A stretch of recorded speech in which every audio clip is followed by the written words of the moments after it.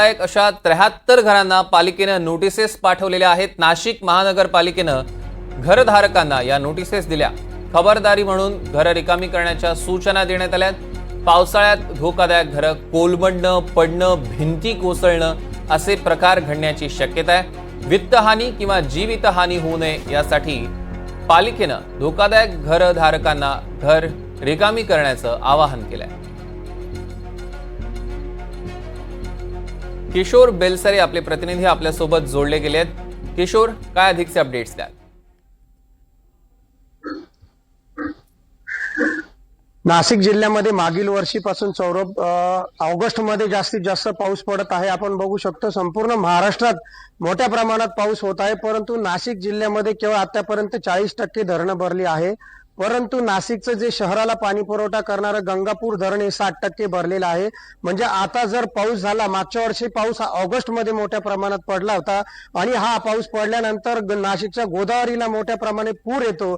या पुरामुळे बऱ्याच घरांची पडझड होते। नाशिकच्या सिटीमधून ही नदी जात असल्यामुळे आपण बघू शकतो नाशिकची ही काजीगडी आपण जी टेकडीवरचे घरं बघत आहोत, दरवर्षी ह्या टेकडीवरील काही घरे कोसळतात आणि दरवर्षी या ठिकाणी नोटीस दिल्या जातात। तसंच नाशिक रोड या ठिकाणी देखील बरेचसे जुने घर आहेत।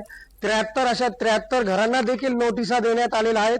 काजीगडीच्या या घरांना नेहमी नोटिसा दिल्या जातात, घरे खाली केल्या जातात। या ठिकाणचे काही लोकांचे इतर ठिकाणी घरं आहेत, परंतु जोपर्यंत महापालिका प्रशासन कोणी या ठिकाणी येत नाही तोपर्यंत हे घर खाली केले जात नाही। दरवर्षीचा हा विषय आहे। या ठिकाणी भली मोठी महानगरपालिकेने भिंत बचाव भिंत देखील बांधलेली आहे, परंतु ही नोटीस एक महापालिकेतर्फे दरवर्षी दिली जाते।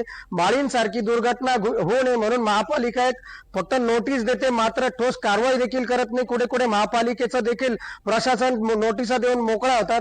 अशा बऱ्याचशा दुर्घटना नाशिकमध्ये या आधी सुद्धा दरवर्षी घडलेल्या आहेत आणि आता देखील त्यांनी पावसाळ्याच्या या मध्यवर्ती, आपण सुरुवात पण नाही म्हणता राहणार कारण जुलै संपला असताना देखील मोठ्या प्रमाणात पाऊस पडला नाही, त्यामुळे आता या नोटिसा देण्यात आलेल्या आहेत। सौरभ, निश्चितच किशोर, या संदर्भातले अधिकचे अपडेट्स आम्ही तुमच्याकडून घेऊच। तुर्तास धन्यवाद।